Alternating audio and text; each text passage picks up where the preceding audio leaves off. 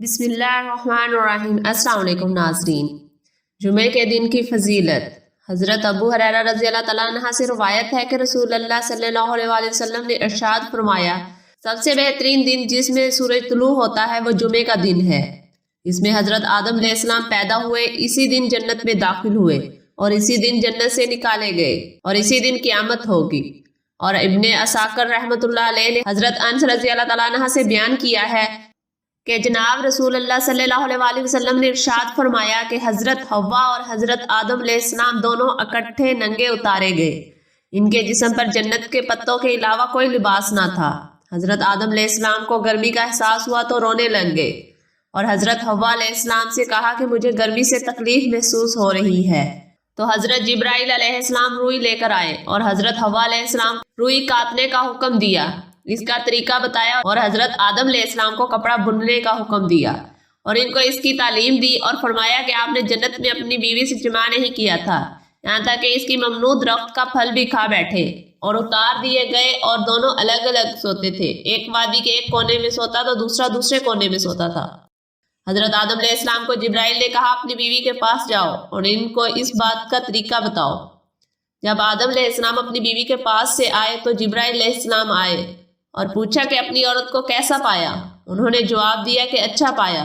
میں آپ کو ایک اور واقعہ بیان کرتی ہوں کہ حضرت خضر علیہ السلام کی کنیت ابو العباس اور نام بلیا اور ان کے والد کا نام ملکان ہے۔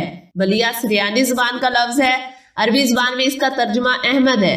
خضر ان کا لقب ہے جس کے معنی سر سبز کے ہیں۔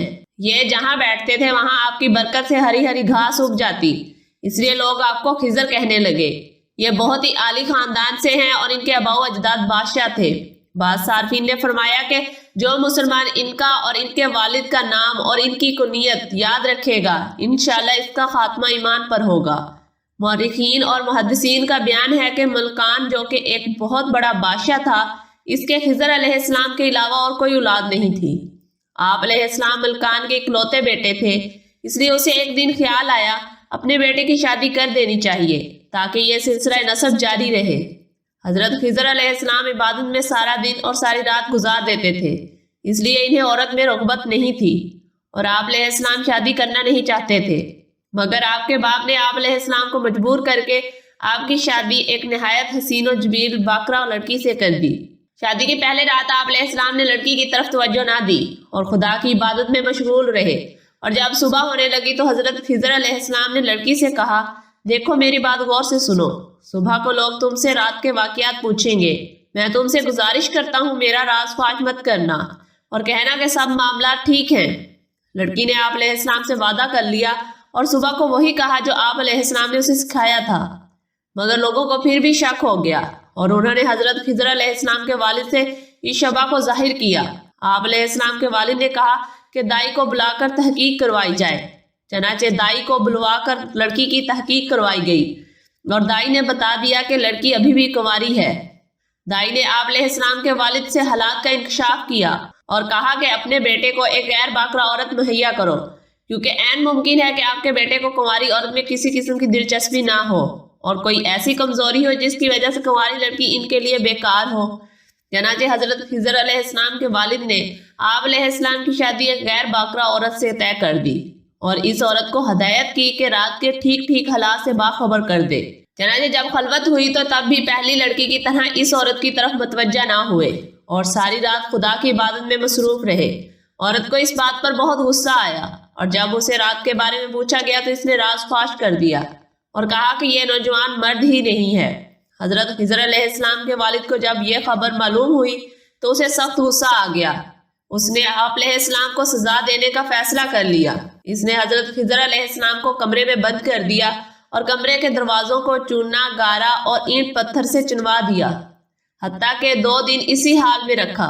2 دن بعد والد کی محبت اپنے بیٹے کے لیے جاگ اٹھی اور کمرے کو کھولنے کا حکم دیا، مگر جب کمرہ کھولا گیا تو حضرت خضر علیہ السلام کمرے میں موجود ہی نہیں تھے، اور یہ بات لوگوں کے لیے بڑی حیرانی کا باعث بنی۔ پوری کوشش کے باوجود ملکان کے سپاہی آپ علیہ السلام کو تلاش نہ کر سکے۔ حضرت خضر علیہ السلام اللہ کی قدرت کی بدولت وہاں سے نکل کر حضرت ذوالقرنین علیہ السلام کے پاس جا پہنچے اور ان کے ہمراہ بڑے ظلمات میں جا کر آب حیات نوش کیا اور ہمیشہ کے لیے ابدی زندگی کے مالک بن گئے۔ خدا نے آپ علیہ السلام کو دریاؤں پر معطل کر دیا، چنانچہ آپ علیہ السلام دریا میں ہی قیام پذیر ہو گئے۔ ایک دن آپ علیہ السلام ایک جزیرے میں نماز پڑھ رہے تھے کہ اتنے میں آپ علیہ السلام کے وطن کے 2 تاجر کشتی کے حادثے کے بعد اسی جزیرے میں جا پہنچے۔ جب آپ علیہ السلام نماز سے فارغ ہوئے تو ان لوگوں نے حالات بتائے۔ جب انہوں نے غور سے دیکھا، آپ علیہ السلام کو پہچان لیا۔ باہمی تعارف کے بعد لوگوں نے اپنی مشکل بیان کی۔ حضرت خضر علیہ السلام نے فرمایا، میں تمہاری مدد کر سکتا ہوں، لیکن تم اپنے وطن جا کر میرا ذکر کسی کے سامنے نہ کرنا۔ ان لوگوں نے وعدہ کیا کہ آپ علیہ السلام کا ذکر کسی کے سامنے نہ کریں گے۔ حضرت خضر علیہ السلام نے ابر کو حکم دیا کہ انہیں اپنے ملک پہنچا دے۔ ابر ان کو لے کر اڑا اور وہ اپنے ملک جا پہنچے۔ اپنے گھر پہنچنے کے بعد ایک آدمی تو وعدے پر قائم رہا، مگر دوسرے نے یہ راز فاش ہی نہیں کیا، بلکہ آپ علیہ السلام کے والد ملکان کے پاس جا پہنچا اور اس کو آپ علیہ السلام سے ملاقات کا سارا واقعہ بیان کر دیا۔ اس نے یہ بھی کہا کہ میرے ساتھ ایک اور تاجر بھی تھا۔ بادشاہ ملکان نے اسے اپنے پاس حاضر ہونے کا حکم دیا۔ جو ملکان نے اس سے پوچھا تھا وہ وعدے کی پابندی کرتے ہوئے بولا، یہ شخص جھوٹ بول رہا ہے، میں تو اس کو جانتا بھی نہیں۔ اس نے کہا کہ اے بادشاہ سلامت، اس آدمی کو قید کر لیجئے اور میرے ساتھ اپنے ساتھی اس جزیرے میں بھیج دیجئے، ساری حقیقت سامنے آ جائے گی۔ چنانچہ بادشاہ نے اس تاجر کے ساتھ آدمی جزیرے کی طرف بھیج دیے، مگر جب وہاں پہنچے تو ادھر کسی کو بھی نہیں پایا اور واپس آ کر بادشاہ کو سارا قصہ بیان کر دیا۔ چنانچہ بادشاہ نے پہلے قیدی کو چھوڑ دیا اور دوسرے کو قید کر لیا۔ اس شہر میں کوئی بڑی تباہی آ گئی کیونکہ وہاں کے لوگ بہت سخت گنہگار تھے۔ اس تباہی میں تقریباً سبھی برباد ہو گئے، لیکن صرف 2 ہی انسان بچ گئے، ایک وہ عورت اور دوسرا وہ تاجر جنہوں نے حضرت خضر علیہ السلام کا راز فاش نہیں کیا تھا۔ جب ان دونوں کی آپس میں ملاقات ہوئی اور ایک دوسرے سے اپنے بچنے کا سبب حضرت خضر علیہ السلام کے راز کو افشا نہ کرنے کا یقین کر لیا تو وہ دونوں مسلمان ہو گئے۔ دونوں نے آپس میں نکاح کر لیا اور اس ملک سے ہجرت کر کے دوسرے ملک روانہ ہو گئے۔ ناظرین، اگر آپ کو میری ویڈیو اچھی لگی ہو تو اس کو لائک اور شیئر ضرور کریں۔ اگر آپ میرے چینل پر نئے ہیں اور ابھی تک آپ نے اسے سبسکرائب نہیں کیا تو پلیز میرے چینل کو سبسکرائب کریں اور آگے لگے بیل کے بٹن کو ضرور دبائیں تاکہ میری آنے والی ہر نئی ویڈیو کا نوٹیفیکیشن آپ کو بر وقت ملتا رہے۔ اللہ تعالی ہم سب کا حامی و ناصر ہو، آمین ثم آمین۔